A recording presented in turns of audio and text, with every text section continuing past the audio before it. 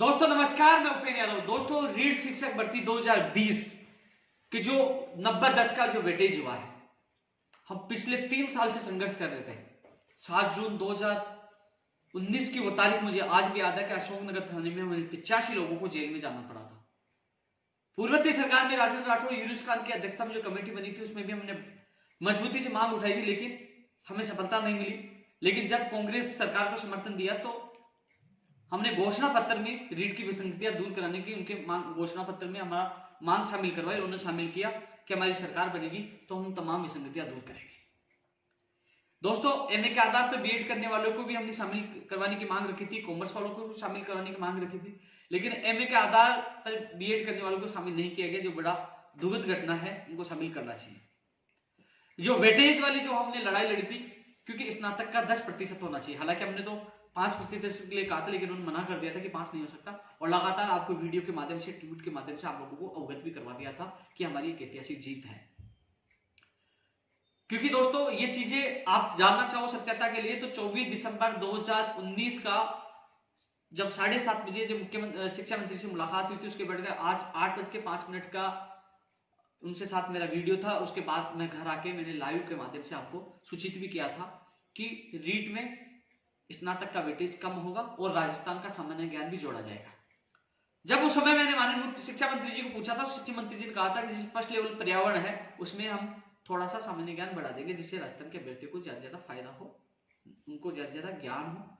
इसके अलावा लेवल 2 में भी हम सामान्य ज्ञान कहीं ना कहीं एडजस्ट करने की कोशिश करेंगे, जिससे राजस्थान के अभ्यर्थियों को ज्यादा फायदा हो। उस समय शिक्षा मंत्री जी ने मुझे कहा था, आप वो वीडियो जाकर देखोगे तो उस वीडियो में यही बात निकल के आएगी, क्योंकि वो 24 दिसंबर 2019 की बात है, यानी कि आज से 1 साल पहले की, यानी कि आज 22 है, 1 साल 2 दिन और बच के। उस दिन का आप मेरा वीडियो उठा के देखिए, उसमें मैंने सबसे पहले, क्योंकि जब वार्ता हुई थी हमारी और वार्ता के बाद मैं उस भर्ती के लिए धन्यवाद भी दिया था, और जो विसंगतियां के लिए शिक्षा मंत्री के साथ बैठ के मेरा वीडियो है, उसके बाद मेरा लाइव है, तो सच्चाई आप लोगों तक पता चलेगी हमने कितना संघर्ष किया। उससे पहले हम जेल भी गए, हमने लाठियां भाई वेटेज के लिए, क्योंकि फर्जी डिग्रियां लेके लोग नौकरी लग रहे थे, इसलिए हमने कहा स्नातक का वेटेज कम होना चाहिए, क्योंकि बहुत ज्यादा लोगों को नुकसान हुआ था। रही बात वो प्रमाण पत्र की वैधता बढ़ाने वाली, मैंने बात रखी थी तो उस समय साफ मना कर दिया कि वैधता नहीं बढ़ेगी, क्योंकि हमें 12-13 साल की बढ़ानी पड़ती है, इसलिए 18 वालों की नहीं बढ़ेगी। कुछ लोगों की मांग लगातार आई थी, लेकिन दोस्तों मैंने आपकी बात रखी थी तो उन्होंने साफ मना कर दिया था। इसके अलावा दोस्तों ये तो रीट 2020, हाँ एक चीज और निकल के आ रही है। कल जो सोशल मीडिया पे जो टीवी के जो स्क्रीनशॉट आ रहे थे कि आचार संहिता आज और कल कभी भी लग सकती है, तो दोस्तों जैसे ही मुझे पता चला, मैंने माननीय मुख्यमंत्री जी के सक्षम अधिकारियों को और संबंधित एजुकेशन के अधिकारियों को मैंने अवगत करवा दिया था। वो स्क्रीनशॉट भी उनको व्हाट्सएप कर दिया था, फोन के माध्यम से बता दिया था। पिछले कुछ दिनों से, 1-2 दिन से जो माध्यमिक शिक्षा बोर्ड के जो अध्यक्ष हैं वो जयपुरी है, इसी संबंध को लेकर जो यहाँ है प्लान में है, शिक्षा विभाग का जो प्लान है, एक विभाग वो है, इसका खंड है, भाग है, उसमें इसको विज्ञप्ति को लेकर कार्य चल रहा है। विज्ञप्ति कभी भी जारी हो सकती है, आज हो जाए, कल हो जाए, परसों हो जाए, कभी भी विज्ञप्ति आपकी जारी हो सकती है, जिसकी पूरी तैयारी हो चुकी है। एक दिमाग में एक बात चली थी आप लोगों की कि फिर से आचार संहिता के चक्कर में फाइल न अटक जाए। पहले आचार संहिता में फाइल इसलिए अटकी थी कि उन्होंने विभिन्न कैटेगरियों को छूट दी थी, जिसका नोटिफिकेशन जारी हो चुका है। यानी कि चुनाव आयोग ने यह माना था कि हम लोग परमिशन देते हैं और ये लोग विज्ञप्ति जारी करते हैं और ये विभिन्न वर्गों को उसमें पात्रता में छूट देते हैं, कहीं ना कहीं उन कैटेगरी को फायदा होगा और चुनाव प्रभावित होगा। तो वो नोटिफिकेशन आपको पता जारी हो चुका है, वो नोटिफिकेशन जारी हो चुका है।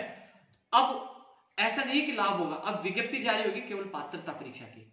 मान लीजिए आचार संहिता लग भी जाती है तो आप लोगों की चुनाव आयोग में 1 दिन में या तो फाइल भेजने की आवश्यकता नहीं होगी, क्योंकि पात्रता परीक्षा है। भेज भी दी तो 1 दिन में ही आपको परमिशन मिल जाएगी, इसलिए घबराने की आवश्यकता नहीं है कि आचार संहिता लग गई, हमारी विज्ञप्ति जारी होगी नहीं होगी। इसलिए आपकी विज्ञप्ति 100% इसी महीने में जारी होगी और 25 अप्रैल को एग्जाम होगी। आपने देखा कोविड सरकार ने लगा दी है, इसलिए साथियों ये वीडियो इसलिए मैं डाल रहा हूं, कई लोग भ्रमित हो रहे थे कि चुनाव आचार संहिता लगने वाली है, हमारी विज्ञप्ति जारी होगी या नहीं होगी।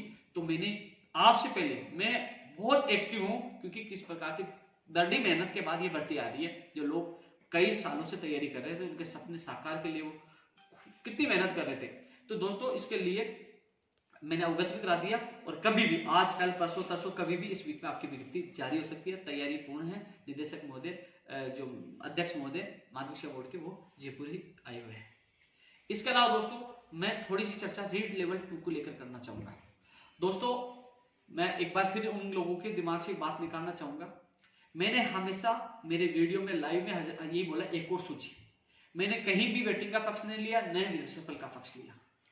लेकिन इतना जरूर है कि जो हाई कोर्ट ने निर्देश दिया था, न्यायालय ने निर्देश दिया था 2810 जो है और लेवल फर्स्ट की जो भी मेंशन पोस्ट है, उसमें एक भी पोस्ट कम करते हैं तो इन अधिकारियों की तानाशाही बर्दाश्त नहीं करेंगे।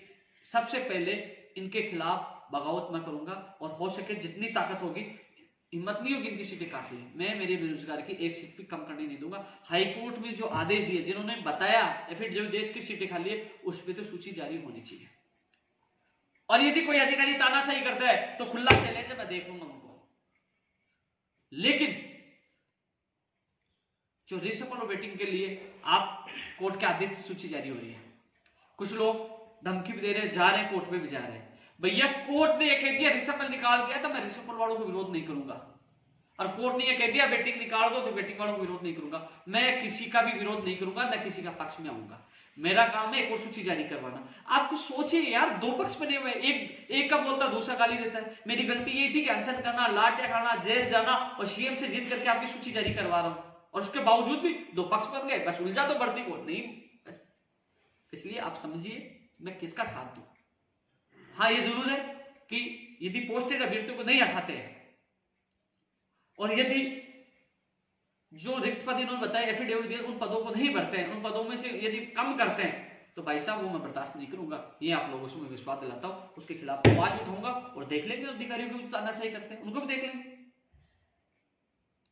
क्योंकि हाईकोर्ट में उन्होंने एफिडेविट दिया है, पोस्टेड को हटाने का आदेश भी है। लेकिन जो रिसफल और वेटिंग का जो मामला, प्लीज मुझे बीच में मत घसीटो।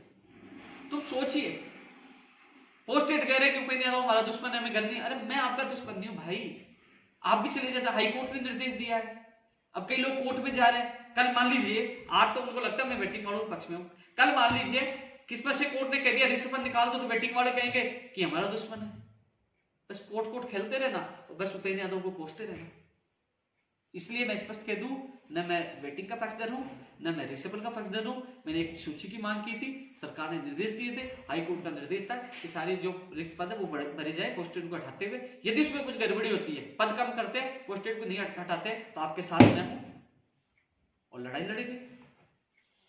इसके अलावा प्लीज समझने की कोशिश करिए, मैं किसी को रोक नहीं रहा, भूल जा रहे हैं जाइए। अब जो न्यायालय करेगा, न्यायालय कह दे रिसफल निकाल दे, ये भी कह सकता है कि भैया रिसफल निकाला जाए, तो भैया उनको मानना पड़ेगा हाईकोर्ट का निर्णय। और कोर्ट ये भी कहते कि भैया नहीं, हाईकोर्ट का आदेश की पालना होगी, जो इन्होंने हाईकोर्ट के आदेश की पालना की है, वेटिंग ही निकाली है, तो वो ये निर्णय न्यायालय को करना है। और जो न्यायालय आदेश देगा उसकी पालना अधिकारी को सरकार को करनी है। मेरा काम था एक सूची का आदेश सरकार से लड़ झगड़ के करवाना, जो मैं कर रहा हूं। माननीय मुख्यमंत्री जी का आभार है इस चीज के लिए, शिक्षा मंत्री जी का आभार है जो उन्होंने एक सूची का आदेश तो जारी की। शायद पहली बार है जिसकी सूची पहले जारी हो चुकी है, उसकी एक और सूची जारी हो। ऐसी कोई भर्ती नहीं है जिसकी 2-2, 3-3 सूची जारी हो। शिक्षक की भर्ती बता देना एक भी, ऐसा नियम नहीं है, पहली बार नियम, एक अपवाद नियम बना है आपकी 2018। 2016 वाले पूछ ली, सुप्रीम कोर्ट में गए, 17 वाले गए, आपकी भर्ती है, लड़ झगड़ के यहां तक आए। इसलिए ये निवेदन है कि आपस में सामंजस्य बिठाएं, जो सारी सीटें हैं उनको भरने के लिए सरकार को, हम सबको मिलकर दबाव बनाना चाहिए, ज्यादा से ज्यादा बेरोजगार को फायदा हो। लेकिन आपसे निवेदन है, मुझे इसमें ना घसीटे। जय हिंद, जय भारत।